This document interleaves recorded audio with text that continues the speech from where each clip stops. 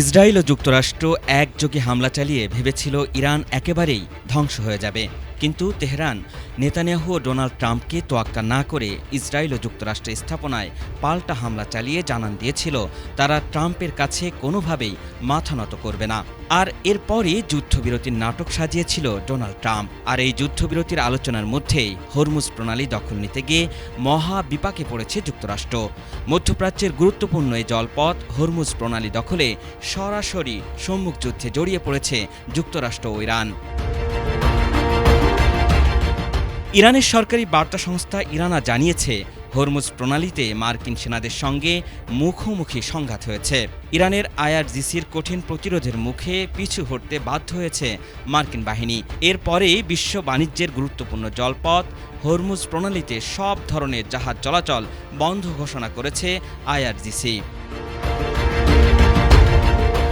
আর তেহরানের এমন হামলার পর মার্কিন প্রেসিডেন্ট ডোনাল্ড ট্রাম্প ইরানকে সতর্ক করে বলেছেন, যুদ্ধ বন্ধে যুক্তরাষ্ট্রের শর্ত মেনে না নিলে আগামী ২৪ ঘন্টার মধ্যেই দেশটির ওপর আরও বড় ধরনের হামলা চালাবে তারা। ট্রাম্পের এই হুঁশিয়ারির মধ্যে যুক্তরাষ্ট্র ইরানের বিভিন্ন স্থাপনায় নতুন করে হামলা চালিয়েছে।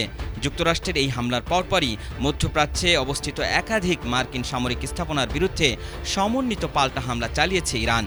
বাহরাইনে মার্কিন পঞ্চম নৌবহরের সদর দপ্তরও এই হামলার লক্ষ্যবস্তু ছিল বলে দাবি করছে তেহরান। যুক্তরাষ্ট্র ও ইরানের এমন হামলা ও পাল্টা হামলায় আবারও ভয়াবহ যুদ্ধের আশঙ্কা করছেন বিশ্লেষকরা। এদিকে আইআরজিসির মহাকাশ বাহিনীর কমান্ডার ট্রাম্পকে সতর্ক করে বলেছেন, হরমুজ প্রণালী অস্থিতিশীল করার চেষ্টা করা হলে পুরো অঞ্চলে পাল্টা জবাব দেবে তেহরান। তিনি আরও জানিয়েছেন, যদি হরমুজ দখল করার চেষ্টা করা হয় তবে পুরো অঞ্চলকে নরকে পরিণত করে দেবে ইরান। তবে কি আবারও ভয়াবহ যুদ্ধে জড়িয়ে পড়েছে যুক্তরাষ্ট্র ও ইরান? সেটি সময়ই বলে দিবে। আল ইমরান, এটিএন বাংলা, ঢাকা।